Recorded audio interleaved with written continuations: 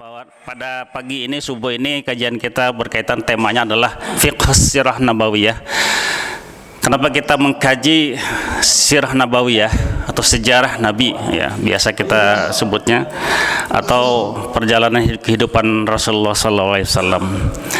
Karena ketika kita mengkaji sejarah dan ketika atau bandingannya orang yang tidak punya latar belakang sejarah, dia tidak tahu asal usul bangsanya dari mana, atau kemudian ketika misalkan kebanggaan sebuah bangsa, ketika kemajuan sebuah bangsa, nah dia nyambungnya kemana itu nggak akan ketahuan. Tapi kalau kita tahu bahwa ketika kita berbicara tentang sejarah bangsa Indonesia, maka kemudian kita tahu asal usul kita sebagai bangsa Indonesia itu seperti apa, dan kejayaan-kejayaan masa lalu, dan kemudian kita untuk bisa mencapai kembali kejayaan yang sudah pernah diraih oleh pendahulu kita.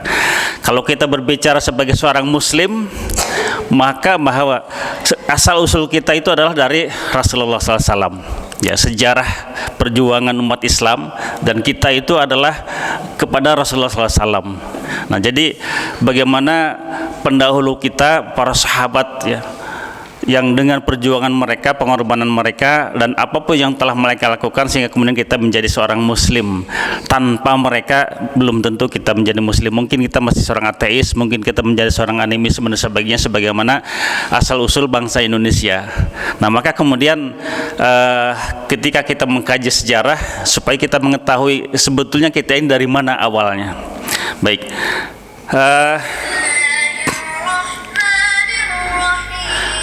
yang menjadi landasan kajian ini dan apapun ya, ketika kita berbicara tentang sejarah, berarti kita bicara tentang masa lalu, dan kemudian masa lalu itu ya bisa ditelusuri. Kalau itu adalah sejarah, ada bukti konkret, ada bukti nyata, dan bisa ditelusuri, bisa diteliti bahwa itu benar-benar terjadi.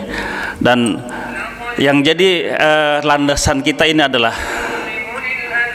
laqad kana fi qasasihim ibratun liulil albab. Ini ayat terakhir dari rangkaian dalam Al-Quran, itu kisah yang terbaik, kisah terindah sebutannya, yaitu adalah surat Yusuf ya. Pak Yusuf ayat di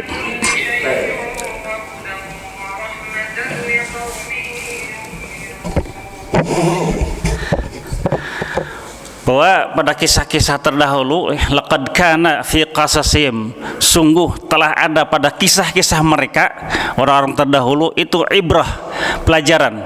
Maka kita harus mengambil pelajaran dari kisah mereka untuk menjadi semangat buat kita. Ketika mereka adalah kisah orang sukses, berarti kita akan mengikuti jejak langkah mereka. Tapi ketika kisah yang diceritakan di dalam Al-Quran itu adalah kisah tentang orang-orang yang celaka, berarti ini sebagai gambaran buat kita jangan sampai kita mengikuti jejak langkah mereka seperti itu. Nah, ini referensi utamanya adalah kitab Fiqh Sirah Nabawiyah yang ditulis oleh Dr. Muhammad Said Ramadan Al-Buti. Beliau lahir di Turki Selatan, berbatasan dengan Syria, yang kemarin ini diguncang oleh gempa dan hancur berantakan ya, luluh lantak. Beliau sudah meninggal. Nah, saya cari-cari ini kitabnya belum ketemu karena tumpuk-tumpuk gitu ya. Nah, tapi sudah ada terjemahannya dan beberapa referensi yang lainnya. Ini contohnya ya. Ini saya tampilkan gambar-gambarnya, dan kitabnya juga ada, buku-bukunya, dan ini banyak juga di pasaran.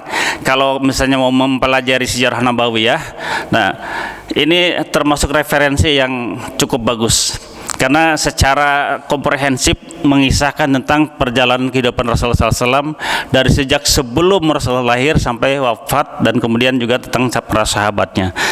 Nah, dan kajian sirah ya, ini kenapa kita mengkaji sirah Nabawiyah atau urgensinya, ahamiyahnya gitu ya.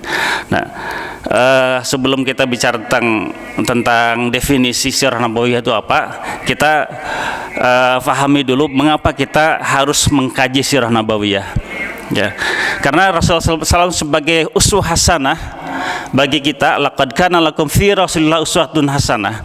Nah, bagaimana kita bisa memahami, mengenali idola kita, teladan kita, kalau kita tidak mengenal beliau? Maka ada pepatah, tak kenal maka ta'aruf. Ya, jadi harus ta'aruf supaya kita mengenal.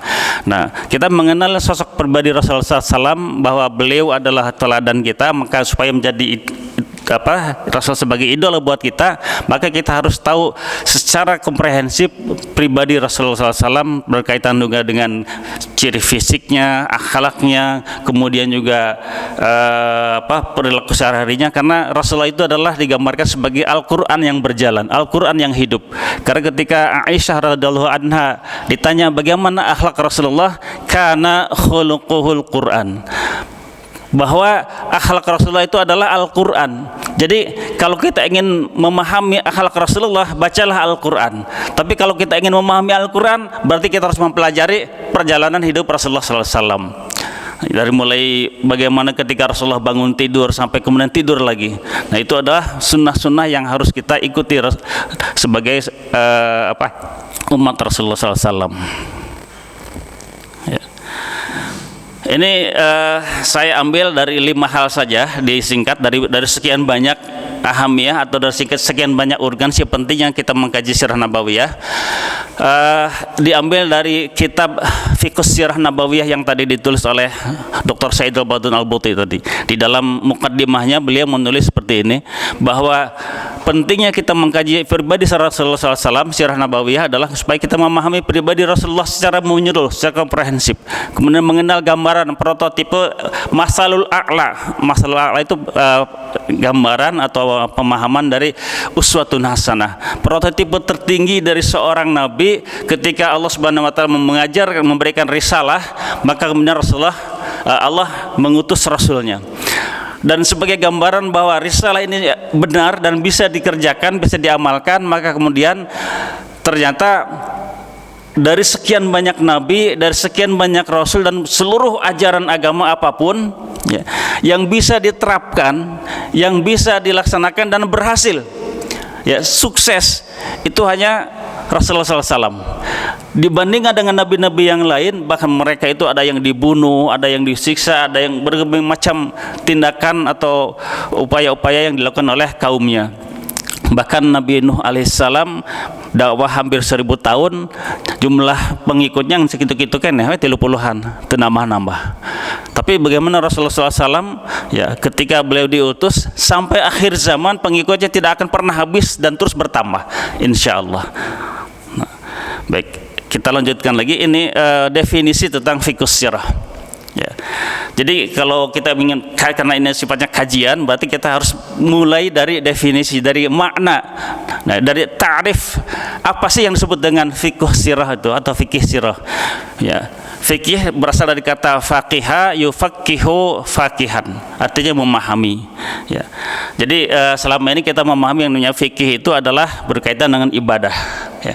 Jadi ada fikih sholat, ada fikih zakat, fikih saum, fikih haji, dan yang lain-lainnya, berbicara tentang hukum, berbicara tentang syariah. Padahal sebenarnya secara bahasa ya fikih itu adalah seperti ini. Nah, kemudian secara istilahnya bahwa fikih adalah pemahaman yang mendalam dan tuntas, yang dapat menunjukkan tujuan dari ucapan dan juga perbuatan sesuatu atau seseorang. Seperti bagaimana Rasulullah SAW mengucapkan suatu hadis, maka kemudian kita memahami hadis itu, gitu. Sampai makna dari hadis itu dan juga tujuan dari hadis itu kita faham. Karena akhirnya kemudian ada yang disebut dengan asbabul wurud, ya, sebab-sebab adanya hadis tersebut. Nah, kemudian secara khusus ya, fikih itu berbicara tentang syariah, itu adalah ilmu yang menerangkan hukum syara.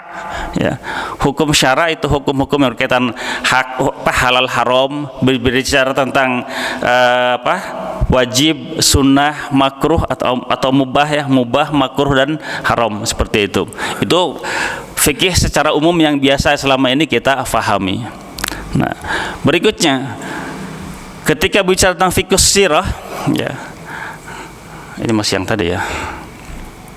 Nah, jadi kajian tentang sirah nabawiyah ini harus meliputi, pertama, berbicara tentang bangsa di mana Rasulullah SAW diutus, yaitu bangsa Arab. Bukan hanya bangsa Arab pada saat itu, tapi juga bangsa Arab sebelum Rasulullah. Ada Arab Ba'idah, itu Arab yang sudah punah karena Arab zaman kuno, gitu ya. Dan kemudian kebiasaan-kebiasaan mereka itu bisa ditelusuri dari peninggalan-peninggalan mereka. Sehingga kemudian ketika berbicara tentang adat istiadatnya, budayanya, bahasa dan semuanya, sehingga kita akan faham setiap yang dilakukan oleh Rasulullah SAW, kita bisa memahami kenapa sampai seperti itu kejadiannya. Kenapa? Karena kita tahu dulu budayanya, adatnya. Jadi jangan mengukur apa yang terjadi pada masa Rasulullah, kemudian kita mencoba memahaminya dengan ukuran kita sekarang. Budaya bangsa Sunda beda. Walaupun kemudian untuk hal-hal yang sifatnya implementatif atau aplikasinya itu bisa diterapkan, ya, dan bahkan harus kita coba terapkan dalam kehidupan kita sehari-hari karena Rasulullah sebagai uswatun hasanah. Nah, maka kemudian ketika misalnya ada turun ayat abasa wa tawalla, ya, dia bermuka masam, maksudnya adalah Nabi Muhammad. Kalau kita tidak memahami budaya bangsa Arab, kita nggak akan ngerti kenapa Rasulullah bermuka masam. Nah, Rasul tak itu sana. Piraku Rasul baud, piraku Rasul seperti itu. Ketika melihat ada seorang buta yang datang menghampiri beliau, padahal saat itu Rasulullah sedang beraudiensi, sedang menyampaikan gagasan-gagasannya kepada para pembesar Quraisy. Nah, maka kemudian kita fahami budayanya bahwa kalau mengajak sesuatu agama misalnya sih berkaitan dengan secara umum, ini masih introduksi atau pengantarnya, mukaddimah. Kemudian berbicara tentang sirah nabawiyah juga, di situ juga berbicara tentang keyakinan tentang agama-agama, tentang apa yang disembah oleh mereka. Dan kemudian bagaimana sejarah mereka terjadinya penyembahan itu. Ya. Nah, maka kemudian kenapa sampai kemudian Rasulullah SAW begitu susahnya untuk memindahkan keyakinan dari mereka menyembah berhala, menyembah Lata, Uzza dan Manat, dan kemudian ada Hubal, dewa tertinggi mereka yang dianggap sebagai berhala terhebatnya gitu ya. Nah, kenapa apa susahnya sih mereka menerima kalimat la ilaha illallah, meninggalkan budaya mereka, agama mereka untuk masuk Islam? Nah, kalau kita belajar sejarah tentang keyakinan-keyakinan seperti ini pasti akan sulit. Sekarang saja gitu ya. Nah, ketika ada bangsa beberapa umat Islam yang masih percaya terhadap dukun, pada jimat, pada kekuatan alam gaib yang lainnya, sehingga kemudian sampai mereka datang ke kuburan yang dianggap sebagai kuburan keramat, mereka meminta segala sesuatu. Ketika kita mencoba mengubah kebiasaan mereka seperti itu sangat susah. Padahal mereka sama-sama Muslim, ya, kita Islam, mereka juga Islam, tapi susah untuk memahamkan seperti itu. Karena apa? Itu sudah mengakar, sudah membudaya, bahkan turun-temurun dari beberapa generasi. Nah, apalagi ini berbicara tentang akidah, tentang keyakinan, tentang agama, sehingga kemudian sampai Rasulullah diperangi, dianiaya dan sebagainya. Nah, kemudian juga berbicara tentang silsilah atau nasab keturunan Rasulullah dari atasnya. Nah, dari Nabiullah Ibrahim alaihissalam kepada Ismail alaihissalam, kemudian seterusnya sampai ke bawah, dan akhirnya kemudian di situ ada kabilah-kabilah, ada kabilah Bani Hashim, dan Rasul adalah kabilahnya adalah Bani Hashim. Nah, dan setiap kabilah keturunan Rasulullah SAW ke atasnya itu adalah orang-orang pilihan. Ya, Allah memilih dari keturunan Ismail itu, saya lupa nama-nama ya. Nah, itu kalau bisa dibaca di dalam kitab Berjanji juga ada di situ ya. Bagaimana di situ silsilah Rasulullah SAW. Nah, setiap yang disebutkan itu adalah orang-orang pilihan. Nah, termasuk juga kemudian akhirnya turun pada Quraisy ya. Turun pada Quraisy, nama aslinya itu Fihr ya. Fihr itu nama aslinya. Dia punya anak, banyak anaknya. Tapi dari Quraisy ini, julukannya Quraisy, dia punya anak banyak, tapi kemudian dipilih satu orang terhebatnya, yang terkuatnya, yang paling mulianya. Dan kemudian ini malah menurunkan Rasulullah SAW, termasuk juga ketika dari Bani Hashim. Dari Bani Hashim juga dipilih, yaitu diantaranya adalah misalkan Muttalib ya. Kemudian dari Muttalib dipilih lagi Abdul Muttalib, dipilih lagi Abdullah, dipilih lagi Rasulullah SAW. Ya, dan cuma satu kalau dari Abdullah ya, tidak ada pilihan lain. Baik, seperti itu. Kemudian bahwa kisah Rasulullah SAW tentu saja adalah berisi tentang perjalanan kehidupan Rasulullah SAW dari sejak beliau dilahirkan sampai beliau wafat. Dan semua peristiwa yang terjadi pada Rasulullah SAW itu tercatat. Kalau zaman dulu memang belum ada budaya mencatat ya, tetapi ingatan orang Arab itu luar biasa. Dan mereka bisa kalau berbicara tentang silsilah, tentang keturunan atau tentang nasab, itu dari seseorang si fulan itu bisa diurut sampai ke 20 ya, 20 generasi ke atasnya itu mereka bisa hafal. Orang mau berorah nepi ka nama buyut kita sendiri saja kita lupa, bahkan kita nggak tahu karena nggak pernah diperkenalkan budaya seperti itu di kita, sehingga kemudian ya paling ya kita hanya mengenal sampai ke aki, atau mungkin ya ada yang lebih tinggi lagi dari aki misalkan ya. Nah setelah itu lupa lagi. Nah dan misalkan kalau aki punya putra keturunan, nah ada berapa orang gitu ya, dan kemudian mereka membuat kabilah-kabilah lagi sebagaimana ketika di Mekah misalnya, atau di Arab gitu ya, itu semuanya hafal. Dan kabilah ini kemudian menurunkan siapa sampai ke bawahnya mereka tahu semuanya. Maka mereka itu hebat dalam ilmu genealogi ya dok. Ilmu genealogi itu ilmu tentang mempelajari tentang silsilah tadi, keturunan si anu menikah dengan si ini nanti menghasilkan siapa anaknya dan seterusnya seperti itu. Nah itu semuanya tercatat, mereka hafal, ingatannya luar biasa. Maka para habaib itu punya catatan sejarahnya, punya catatan silsilahnya, sehingga sampai nasab mereka sampai pada Rasulullah SAW. Sehingga jangan ngaku seorang habibnya, misalkan ayah Habib Agus misalkannya, ternyata ketika ditelusuri wah ternyampe, terputus gitu sampai Rasulullah SAW. Seperti itu. Kemudian juga berbicara tentang ciri fisik Rasulullah SAW, akhlaknya, pribadinya, dan segala sesuatu yang berkaitan dengan Rasulullah SAW. Sehingga kemudian kita memahami pribadi Nabi Muhammad Sallallahu Alaihi Wasallam secara utuh, gitu ya. Karena beliau adalah seorang idola buat umat Islam. Nah, orang-orang yang mengidolakan misalnya artis Korea ya namanya K-pop misalkan, itu anak-anak muda milenial sekarang mereka akan tahu lahirnya kapan, orang tuanya siapa, terus pakaiannya sebagaimana, dan itu kan berusaha untuk ditiru. Nah, tanusri biasanya ngikutin ya. Nah, ditiru misalkan ada artis gitu ya, bahkan potongan rambutnya, mohon rambutnya warna hijau, dicat hijau, apapun ya diikuti.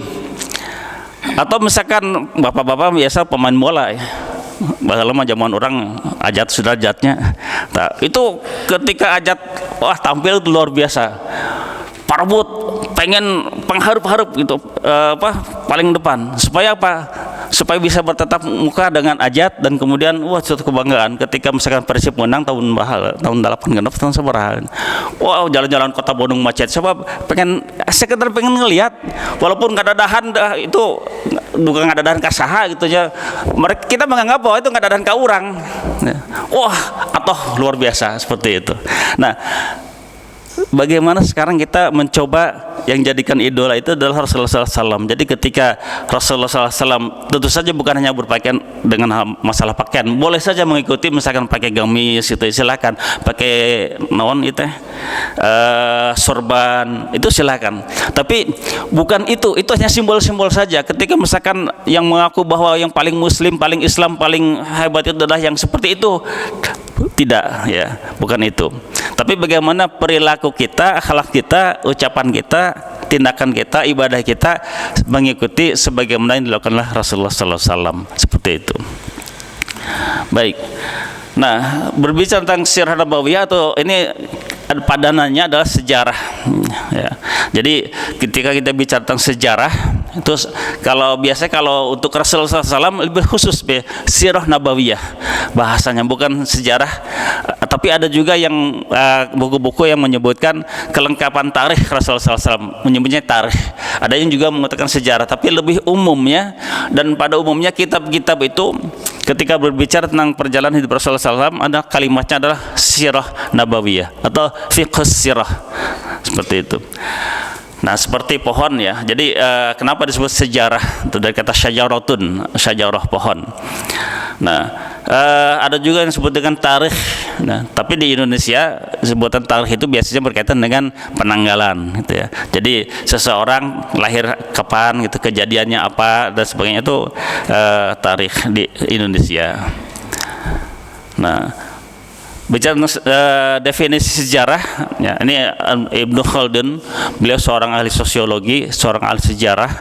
Nah, dalam kitabnya Muqaddimah, nah, eta kakar Muqaddimahnya kita berasa kieu kandelna gitu ya. Nah, dan memang tidak ada Muqaddimah, tapi tidak ada yang lainnya kan Muqaddimah kan hiji-hijina kitabnya. Tapi sebenarnya beliau menulis banyak kitab, tapi ketika berbicara tentang sejarah manusia, berbicara tentang sosiologi, berbicara tentang apapun gitu ya. Nah, peradaban, nah itu adalah di kitab Muqaddimah. Nah, dan ini syarat atau ciri sejarah. Jadi kalau tidak terpenuhi yang 4 ini berarti bukan sejarah. Jadi peristiwanya ada, ya, dan bisa ditelusuri. Ada yang menceritakannya, ada yang menulisnya, ada juga misalnya bukti-bukti peninggalannya. Kemudian tempatnya ada, seperti Rasulullah SAW lahir di Mekah, ada tempatnya, bahkan sampai sekarang rumah Rasulullah SAW dilahirkan itu ada, tapi sekarang sudah dirubah jadi perpustakaan ya. Nah, kemudian misalnya ketika Rasulullah itu hijrah, dalam perjalanannya beliau sembunyi di Gua Sur, maka Gua Sur itu masih ada. Nah, bisa nanti berkunjung bagi jamaah yang Allah berikan kesempatan untuk ziarah ke Masjidil Haram dan Masjid Nabawi. Nah, biasanya ada paket untuk mengunjungi peninggalan Rasulullah SAW. Ketika berbicara tentang perang Uhud, maka tempat Uhud itu ada, dan semua tempat-tempat yang disebutkan di dalam sejarah itu harus ada dan pasti ada. Kalau tidak ada tempatnya berarti dongeng. Ya. Kemudian juga waktu kejadiannya juga bisa ditelusuri. Misalnya ketika Rasulullah SAW bertahanus, menyendiri, bertafakur, kontemplasi di Gua Hira, ya. Nah, kemudian datanglah malaikat Jibril. Nah, menurut para ahli sejarah disebutkan tanggal 17 Ramadan, tapi ditelusuri oleh Syekh Al-Mubarakfuri, ternyata kejadiannya bukan 17 Ramadan, tapi tanggal 24 Ramadan. Kenapa ada perbedaan? Nah, karena kalau misalkan yang para ulama itu, para sejarah itu berdasarkan cerita atau kisah-kisah pengakuan dari para sahabat, ya. Nah, dan mereka biasanya atau jarang yang misalkan kira-kira tanggalnya sabarahannya, misalkan sesuaikan antara tanggal hijriyahnya, kemudian tanggal miladiyahnya dan sebagainya, gitu ya. Nah, hanya kemudian ada perbedaan. Tapi Syekh Al-Mubarakfuri beliau meneliti, dan ternyata dari pengakuan para ahli sejarah, para sahabat ditelusuri, dan kemudian kira-kira tanggal sakitu teh itu kejadiannya kapan, dan akhirnya ternyata sampai pada satu kesimpulan. Ya, tapi walaupun ada perbedaan pendapat itu biasa. Ya, misalkan antara 17 Ramadan dengan 24 Ramadan itu tidak masalah. Tapi yang jelas pada bulan Ramadan dan ada kejadiannya. Ada pelaku sejarahnya, objeknya, ada subjeknya, yaitu Rasulullah SAW. Nah, jadi kalau tidak seperti ini maka itu hanya sekedar dongeng saja. Jadi di dalam Sirah Nabawiyah tidak disebutkan di negara antah berantah kejadiannya begini-begini, misalkan terjadi si fulan dengan si fulan seperti itu. Tapi ada pelakunya, ada tempatnya dan sebagainya. Contohnya misalnya ketika seseorang menulis sejarah seorang tokoh, nah itu biasanya diagung-agungkan untuk menghormati tokoh yang jadikan idolanya, yang ditulis dalam sejarah itu, sehingga kemudian ada penulisan-penulisan yang kadang-kadang ya ditambah-tambah, diembohan untuk meyakinkan bahwa dia adalah seorang tokoh yang hebat, tokoh yang luar biasa. Contohnya dalam kelahiran Rasulullah SAW pun ditambahan. Di dalam kitab Berjanji disebutkan hadara ummah kalimat, ada yang hafal lupa lagi. Pada saat malam kelahiran Rasulullah SAW ya, itu hadir Aisyah, Asyah dan Maryam. Ya, secara akal bisa nggak dok? Asyah dan Maryam yang hidupnya ribuan tahun sebelum Rasulullah SAW. Kalau Maryam hidupnya berarti kira-kira 600 tahun sebelum Rasulullah lahir, atau 571 ya, sekitar 500-an, antara 500-600-an Maryam. Asyah istri Fir'aun ribuan tahun sebelumnya hadir ketika Rasulullah SAW dilahirkan, dikatakan sebagai bidannya katanya. Dan ternyata ditelusuri dari pengakuan para orang-orang yang hadir pada saat itu, tidak ada satupun yang menceritakan kehadiran kedua orang ini. Nah, jadi kalau ini diyakini sebagai suatu kebenaran, berarti kelahiran Nabi Muhammad jatuhnya kepada dongeng, berarti bukan sesuatu yang pasti terjadi. Ya, kan bisa saja Allah Maha berkehendak betul, tetapi masalahnya itu tidak bisa ditelusuri. Ya, tidak bisa dibuktikan kebenarannya. Nah, sehingga ditambah-tambah seperti itu. Maka Syekh Ja'far Al-Barjanji menulis seperti itu. Kadang-kadang beliau itu tidak mengambil referensinya dari mana. Biasanya setiap buku sejarah Nabi, Sirah Nabawiyah, pasti di situ ada catatan kakinya, ada maroji'nya, ada referensinya dari mana mereka mengambil kisah itu. Nah, ada hadisnya, ada keterangannya semuanya. Sementara Al-Barjanji ketika menuliskan Maulid Nabawi gitu, Maulid Nabi Al-Barjanji, itu tidak ada referensinya, tidak disebutkan dari mana sumbernya. Nah, jadi seperti itu. Ini untuk penegasan ya, bahwa apa yang terjadi pada Rasulullah SAW itu benar-benar kejadian, benar-benar fakta sejarah. Nah kita waktu sedikit sebentar lagi ya. Ini baru kita mau masuk kepada kisahnya. Jadi karena sekarang ini masih suasana Isra Mi'raj walaupun sudah bulan Sya'ban ya. Nah, jadi kajian sirah nabawiyah kita tidak berurutan dari mulai kelahiran Rasulullah, tapi per tema saja. Ya, jadi sekarang ini temanya masih tentang Isra Mi'raj, maka kita akan sedikit mengkaji tentang peristiwa Isra Mi'raj. Dan kemudian dari kisah itu, ibrah atau pelajaran apa yang bisa kita ambil dari peristiwa Isra Mi'raj. Ya, ini kita percepat saja karena waktunya sudah ini, timernya belum, mumpung timer belum ngasih tahu ya. Ya. Baik. Jadi ada latar belakangi, ada yang melatar belakangi terjadinya Isra Mi'raj. Yang pertama ini ada kejadian Amul Huzn. Amul Huzn itu adalah daun duka cita, ketika banyak kejadian yang menyebabkan Rasulullah SAW berduka. Senes bahasa Sunda duka namanya. Ya, bersedih. Nah, ini berkaitan dengan Khadijah dan juga Abu Talib. Ada pendapat yang berbeda. Ada yang mengatakan Khadijah wafat terlebih dahulu, baru kemudian Abu Talib. Nah, tapi yang jelas bahwa meninggalnya, wafatnya pada tahun yang sama. Bahkan sebelum kejadian Amul Huzni, nah itu ada boikot terhadap umat Islam dan juga Bani Hashim oleh orang-orang Quraisy selama 3 tahun.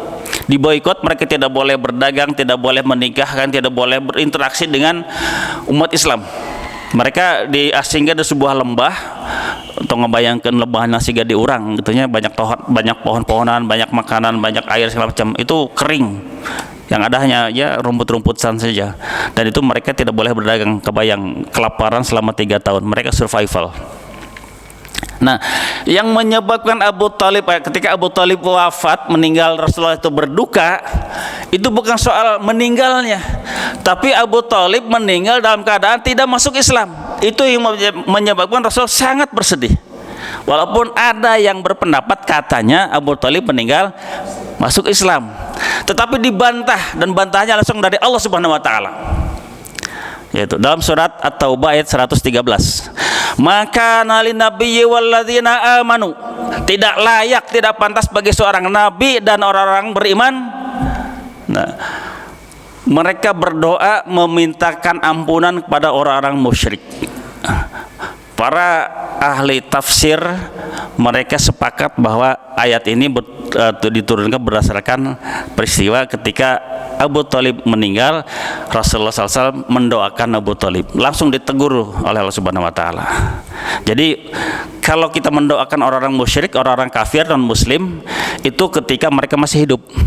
kita doakan supaya mereka mendapatkan hidayah. Nah, tapi kalau sudah meninggal ya sudah selesai. Baik, ketika kedua tokoh ini ya, yaitu Khadijah dengan Abu Thalib meninggal, intensitas penindasan orang-orang Quraisy terhadap Rasulullah SAW semakin meningkat, bahkan sampai pada ancaman pembunuhan. Nah, ini budayanya orang Arab, ketika ada seseorang ya, misalkan adalah Nabi Muhammad, dilindungi oleh Abu Thalib, sekalipun Abu Thalib itu orang tua, aki-aki ya, kemudian dia adalah orang yang sangat miskin, anaknya banyak, tapi ternyata kemudian kalau Rasulullah dilindungi oleh Abu Thalib, maka tidak ada yang berani bahkan membunuh Rasulullah. Jadi kalau ada seseorang yang datang pada suatu kabilah minta perlindungan, minta suaka politik, namun ayat nama, dan kemudian dilindungi oleh tokoh ini, maka siapapun tidak ada yang berani untuk mengganggu orang yang dilindungi ini, termasuk dalam hal ini adalah Rasulullah SAW. Nah, tapi begitu pelindung Nabi Muhammad meninggal, maka mereka sudah berani untuk melakukan tindakan yang lebih keras lagi, bahkan berniat untuk membunuh Nabi Muhammad. Maka kemudian peristiwa Amul Huzni ini, itulah hikmahnya kenapa Rasulullah dilahirkan dalam keadaan yatim. Kenapa Rasulullah akan menghadapi kondisi-kondisi seperti ini. Nah, Rasulullah dilahirkan yatim, usia 6 tahun, ketika dia sedang membutuhkan figur seorang ayah, seorang ibu, ya, bagaimana seorang anak itu kan ketergantungan pada orang tuanya sangat tinggi. Allah mewafatkan Abdullah ketika sebelum dilahirkan, kemudian mewafatkan fisiknya, mentalnya, segala sesuatunya untuk menghadapi hal semacam ini. Maka oleh Allah Subhanahu wa Ta'ala dibuatlah beliau dalam keadaan yatim piatu. Itu diantaranya. Nah, berikutnya bukan hanya sekedar pengusiran. Rasulullah ketika sudah ditolak oleh penduduk Mekah, beliau dakwah ke Taif. Taif itu kota daerah pertanian, dataran tinggi, udara sejuk ya. Biasanya orang-orang pertanian, kultur petani itu adalah lemah lembut. Orang-orang Cianjur, orang Lembang yang suasana segar gitu, sejuk, itu biasanya seperti itu. Nah, itu di mana-mana sama. Jaraknya kira-kira 60 km dari kota Mekah sebelah tenggara. Nah, tapi ternyata ketika datang ke Taif, bukannya disambut, tapi malah disambit. Ya, di baledogan, dilempar sampai sekujur tubuh Rasulullah SAW dari kepala sampai kaki berdarah-darah. Diusir pula di Taif. Akhirnya kemudian Rasulullah curhat pada Allah Subhanahu wa Ta'ala, dan ini doa beliau ketika di Taif. Ya, beliau masuk ke kebun anggur milik orang Mekah. Biasa penguasa, pejabat itu punya perkebunan di kawasan Cupucak gitu, kawasan-kawasan segar seperti itu. Rasulullah mengadu curhatnya hanya pada Allah Subhanahu wa Ta'ala, mengadukan kelemahannya, ketidaksanggupannya untuk menghadapi dengan manusia. Nah, ini kemudian Rasulullah makanya disebut dengan sebagai masukan dalam ulul azmi, orang-orang yang memiliki kemauan, niat yang sangat luar biasa. Jadi apapun yang terjadi, tindasan apapun yang terjadi, ya, intimidasi, bahkan penyiksaan, bahkan akan dibunuh pun, Rasulullah tegetas harupaten kabayang mun diangkat jadi nabi orang permata biru, punungan pasti. Aing mah eureun we jadi nabi teh ki kieu mah digaji henteu gitu nya. Tapi Rasulullah tetap justru malah mengadukan penderitaannya, kelemahannya pada Allah Subhanahu wa Ta'ala, dan kemudian Allah memberikan solusi. Ya, kita percepat saja. Ya, ini surat Al-Isra ayat 1 berbicara tentang kisah Isra Mi'raj. Nah, dalam peristiwanya, jadi ada banyak hadis yang menerangkan tentang peristiwa Isra Mi'raj. Dan ketika Rasulullah SAW selesai Isra Mi'raj, itu Rasulullah berdiri di sebuah bukit dan kemudian memanggil orang-orang Quraisy. Beliau mengisahkan pengalaman beliau dengan harapan ketika diperlihatkan mukjizat, mereka akan beriman, mereka akan menerima. Tapi ternyata kemudian apa yang terjadi? Ya, didustakan, bahkan dianggap sebagai eta beuki gelo wae cenah ngaku-ngaku geus nepi ka Palestina, jaraknya hampir 2000 km ya. Nah, kemudian sampai ke Sidratul Muntaha dan sebagainya. Nah, jadi semakin mereka itu orang-orang Quraisy yang tadinya memang benci semakin membenci, bahkan tuduhan-tuduhannya semakin berat. Nah, dan kemudian bagi orang-orang yang beriman seperti misalkan Abu Bakar itu ya. Nah, ini dua posisi, dua kondisi yang sangat luar biasa ya, berbeda, bertolak belakang.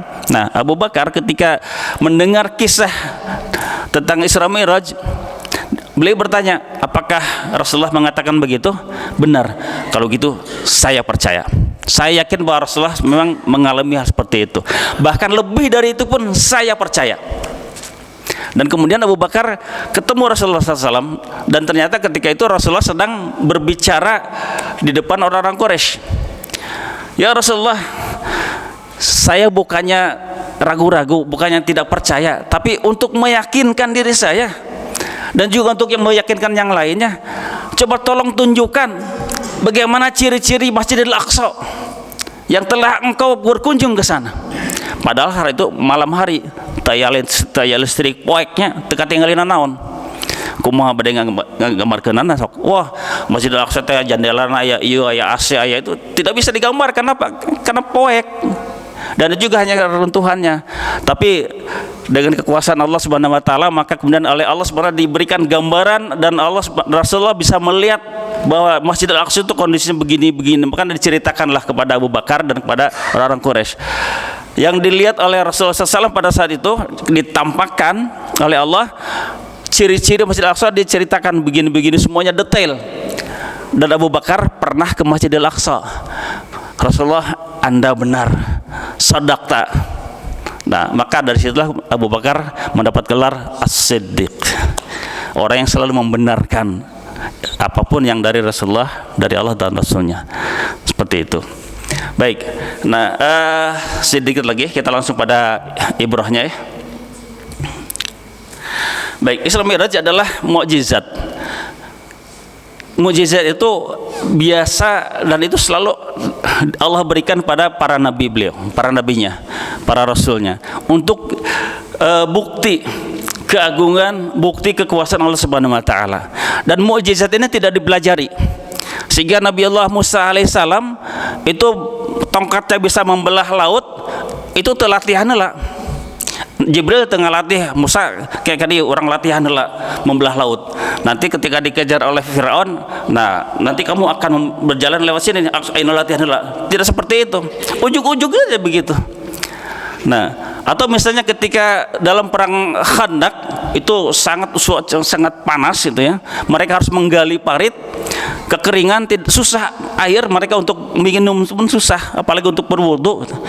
Tapi di situ kemudian akhirnya Allah SWT memberikan mukjizat kepada Rasulullah SAW, memancarkanlah air dari jari-jari Rasulullah SAW. Apakah itu pakai latihan heula? Aya tim suksesna gitunya, tim kreatifna, segala macam, masang selang segala macam, tidak ada. Begitu saja Allah berikan. Begitu juga karomah yang Allah berikan pada para wali beliau, para wali Allah Subhanahu wa taala. Nah, sekarang pembawa Rasulullah SAW adalah benar manusia biasa, ya. Qul innama ana basyarum mislukum, dalam surat Al-Kahfi ayat terakhir. Katakanlah wahai Muhammad, sesungguhnya aku inilah manusia biasa seperti kalian. Basyar kalimatnya. Jadi ada insan, ada annas, ada naon deui bicara tentang manusia itu ya, ada banyak ya. Ada ins, al-ins. Nah, disebutnya basyar. Basyar itu manusia biasa sehingga orang. Kalau lapar harus makan, ada tidur, ada segala macam, terus juga menikah, itu basyar. Nah, ketika Rasulullah SAW curhat pada Allah Subhanahu wa taala, maka kemudian Allah memberikan hiburan kepada Rasulullah SAW berupa Isra Mi'raj. Nah, kalau seseorang mengidolakan tokoh ya, tokohnya misalkan apakah artis atau pemain sepak bola dan segala macamnya, begitu ketemu ya, berhadapan-hadapan, wah lupa semuanya, hutang, lupa kasusah, lupa itu ya, tagihan segala macam.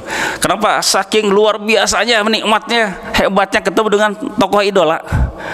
Kamu mau disebutkan di panggung misalkan, nah misalkan panggung kontes itu ya, menyebutkan nama seseorang, wah eta si no disebutkan namanya luar biasa. Jadi udah lupa semuanya, walaupun bayar tiketnya mahal oke, itu ringan saja. Nah, ketika Rasulullah SAW dipanggil oleh Subhanahu wa Ta'ala, ketemu langsung berhadapan-hadapan, gitu. Walaupun ada hijab, ya, ada hijab, tidak langsung Allah Subhanahu wa Ta'ala memperlihatkan wajahnya secara asli pada Rasulullah. Ada hijab, berlapis-lapis hijab yang menutup. Kenapa? Tidak ada makhluk yang sanggup melihat wajah Allah Subhanahu wa Ta'ala. Dan ini dibuktikan ketika Nabiullah Musa alaihissalam berdoa meminta pada Allah Subhanahu, ya Allah, bukannya saya ragu-ragu, bukannya saya sangsi dan sebagainya keberadaan Anda, keberadaan Engkau gitu ya. Tunjukkanlah, saya pengen ngelihat. Ya Musa, kamu tidak akan sanggup. Lihatlah gunung itu. Ada sebuah gunung batu nya eta jutaan tahun saya di dinya. Gunung batu eta sanes di nu Lembang ya. Nah, dan kemudian Allah Subhanahu wa Ta'ala membukakan hijabnya dan itu tidak dibuka seluruhnya. Maka gunung itu hancur.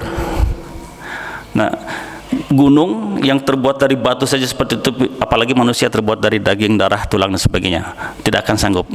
Nah, seperti itu. Tapi nanti insya Allah kita akan melihat wajah Allah Subhanahu wa Ta'ala di surga Jannatul Naim. Dalam surat Yunus ayat 26 itu. Di situ kenikmatan-kenikmatan yang Allah berikan pada orang-orang ahli surga ditambah waziyadah, dan ziyadahnya para ahli mufassir mengatakan melihat wajah Allah Subhanahu wa Ta'ala. Dan mudah-mudahan jamaah Masjid Al-Araf dan juga umat Islam seluruhnya masuk surga dan bisa melihat wajah Rasulullah SAW. Kita percepat saja. Ya. Allah memberikan ujian itu pasti sesuai dengan kadar kemampuan seseorang. Sebagaimana juga Allah memberikan kewajiban bahwa pasti yang diberikan kewajiban ini pasti bisa mengerjakannya. Seperti contohnya ibadah salat. Allah perintahkan salat, pasti salat bisa dilakukan walaupun mungkin bagi sebagian orang terasa berat. Ya, ista'inu wasta'inu bisabri wassalah wa innaha lakabiratun. Bahasa salat itu tuh terasa berat kecuali orang-orang yang khusyuk. Nah, makanya banyak orang-orang yang untuk bangun subuh saja susah, tapi kalau begadang nonton bola jam sabar oke dilakonan. Kenapa? Subuh berat. Nah, banyak orang-orang atlet ngangkat barbel ratusan kilogram gitu ya, kuat, tapi mengangkat takbir Allahu Akbar hese dan berat kan Rasul untuk salat itu. Nah, kita biasa munahad biasa jogging, bahkan futsal, ngagoes macam gitu, kuat kita. Tapi untuk melangkah kaki ke masjid berat. Nah, seperti itu. Maka di ayat lain Allah berfirman, ya ayyuhalladzina amanu, ya wahai orang yang beriman, yang dipanggil orang beriman dulu. Kemudian ista'inu bis-sabri wassalah. Maka minta tolonglah dengan sabar dan salat. Innallaha ma'as-sabirin. Beda ya. Yang tadi wa innaha lakabiratun. Nah, yang berikutnya innallaha ma'as-sabirin. Seperti itu. Baik. Nah, Allah sudah menyiapkan solusi setiap permasalahan. Inna ma'al usri yusra. Bahwa bersama kesulitan ada kemudahan. Bukan setelah, bukan ba'dal usri, tapi ma'al usri, bersama kesulitan ada kemudahan. Nah, jadi ulah kita sarupatan, ulah putus asa, apapun kesulitan apapun, insya Allah Allah akan berikan solusinya. Hanya saja kemudian apakah kita mau mendekat pada Allah ataukah tidak. Nah, sholat buat kita itu adalah mi'raj kita pada Allah Subhanahu wa Ta'ala untuk menghadap Allah Subhanahu wa Ta'ala secara langsung pada hadapan. Maka jadikanlah seolah-olah bahwa perintah sholat itu adalah khusus untuk diri kita supaya naon kita semangat. Nah, ibadah-ibadah yang lainnya itu perintahnya dititipkan melalui malaikat Jibril, tapi sholat Allah berikan langsung, dititipkan langsung, dipanggil langsung diberikan perintahnya. Berarti sholat ini sangat utama ya, sangat penting. Maka jangan sekali-kali meninggalkan sholat, karena ketika kita sholat maka kita itu berhadapan-hadapan dengan Allah dan berbicara dengan Allah Subhanahu wa Ta'ala.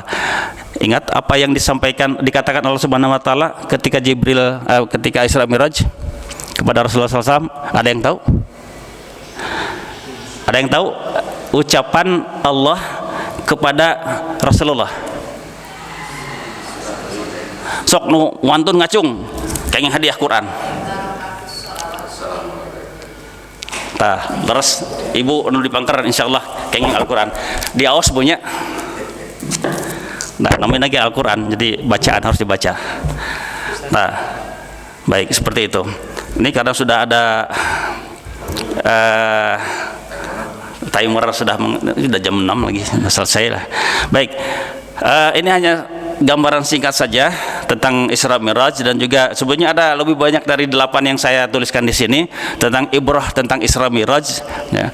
Hanya saja karena keterbatasan waktu, nanti insya Allah dalam kesempatan kita akan mengkaji sirah nabawiyah berkaitan dengan kisah yang lainnya, dan kemudian kita pelajari ibrah atau pelajaran yang terjadi dari setiap kisah tersebut, dan mudah-mudahan kita bisa mengimplementasikan, bisa mengamalkan apa yang Rasulullah SAW contohkan dalam kehidupan sehari-hari. Sebagaimana misalnya ketika kita bangun tidur, kita mulai dengan hal-hal yang kecil saja dulu. Nggak usah yang bicara tentang syariat Islam tuh, jangan bicara tentang negara, bicara tentang segala macamnya, tentang hukum, tentang kehidupan sehari-hari kita. Dari mulai bangun tidur kita baca doa, masuk kamar mandi kita baca doa, keluarnya baca doa, masuk masjid baca doa, dan semua aktivitas kita baca doa. Di sana ada kaca gitu ya, cermin, kita ngaca, kita pun baca doa.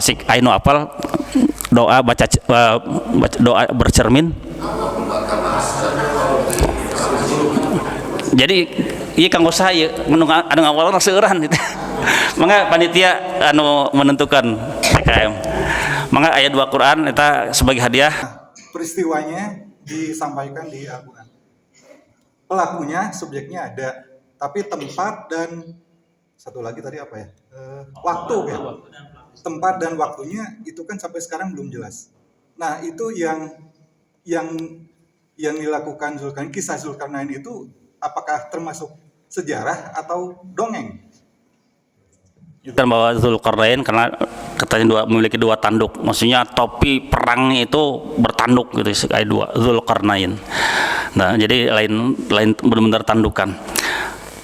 Kisah Zulkarnain insya Allah benar terjadi, sebagaimana juga kisah Khidir, ya, kisah Khidir yang dikisahkan di dalam surat Al-Kahfi itu. Tapi kemudian itu secara akal gitu ya, secara rasional Khidir susah dibuktikan, tetapi itu terjadi. Cuma saja para ahli sejarah belum bisa menemukan kisah itu. Jadi ketika yang ada di dalam Al-Quran dikisahkan dalam Al-Quran itu pasti terjadi, hanya saja para ahli sejarah belum bisa meneliti secara detail dan kemudian menemukan bukti-bukti konkret dari peninggalan zaman dahulu itu.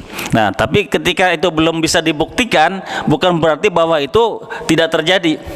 Hanya saja ilmu pengetahuan kita masih terbatas, ya. Ilmunya masih terbatas, sarananya masih terbatas, sehingga belum bisa membuktikan itu. Seperti misalnya tentang Nabi Nuh alaihissalam, misalkan perahunya, dan ternyata itu setelah melalui citra satelit dan berbagai macam ilmu pengetahuan yang mendukung, ternyata diketemukan perahu beliau. Perahu Nabi Nuh itu diketemukan jejak-jejaknya ada gitu, bahwa menurut berdasarkan apa namanya, pokoknya ilmu pengetahuan lah, lupa lagi tadi itu, tentang kandungan karbonnya, tentang ini, tentang segala macamnya, itu bisa dibuktikan usianya sekian ribu tahun. Nah, tentang Zulkarnain juga bisa. Tempatnya itu karena bahwa Zulkarnain itu dia bukan orang Timur Tengah, bukan orang Arab, tetapi beliau adalah orang Eropa, ya, Makedonia. Nah, jadi negara Makedonia itu wilayah Eropa. Nah, kemudian wilayahnya sangat luas. Beliau itu berkelana, dan setiap mengunjungi wilayah-wilayah yang didatangi itu menaklukkan wilayah tersebut. Tetapi beda kisahnya yang disampaikan oleh orang-orang Barat. Orang Barat menyebut tentang Zulkarnain itu bahwa ketika memasuki satu kawasan membakar habis. Ya, ketika menguasai masuk ke satu kampung, satu negara untuk menguasainya, kemudian hancurkan.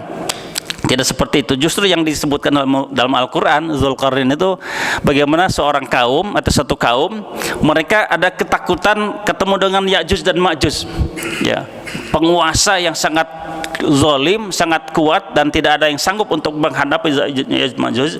Maka kemudian dimintakanlah supaya Zulkarnain membuatkan benteng gitu ya. Nah, dan ternyata kemudian Zulkarnain meminta sok tumpukan besi-besi isinya untuk jadikan benteng, dan kemudian disemprotkanlah api yang memanaskan itu benteng sehingga cair dan akhirnya menjadi satu kesatuan yang kokoh dan tidak bisa ditembus. Nah, bisa jadi tembok itu masih ada, hanya saja belum bisa diketemukan, dan satelit belum bisa memantau keberadaan benteng tadi gitu ya. Dan kisahnya juga misalkan negara-negara yang disebutkan dalam Al-Qur'an hanya secara garis besar saja, yaitu dari ke timur ke arah masyrik ya, arah matahari terbit. Nah, konon katanya itu sampai wilayah berbatasan dengan Cina. Dan kemudian sampai ke baratnya itu wilayah sampai ke Maghrib Maroko ya, makanya barat. Nah, dan kemudian sebagian wilayah Asia dan juga Eropa. Ya, Eropa sampai ke Portugal. Hanya saja memang peninggalan beliau ini belum diketemukan. Karena biasanya misalkan ada reruntuhan bangunan.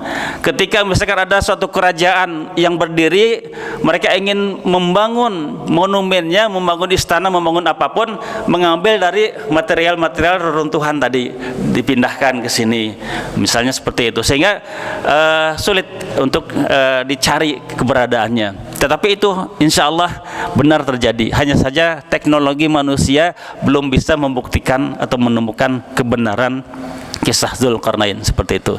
Dan ada banyak sekali kisah-kisah dalam Al-Quran belum bisa dibuktikan secara ilmu teknologi ya, oleh manusia, tetapi bukan berarti bahwa itu dongeng, sebagaimana dalam surat Al-A'raf ya, atau juga dalam surat yang lainnya, bahwa mereka itu surat Yusuf ya, bukan dongeng-dongengan ya.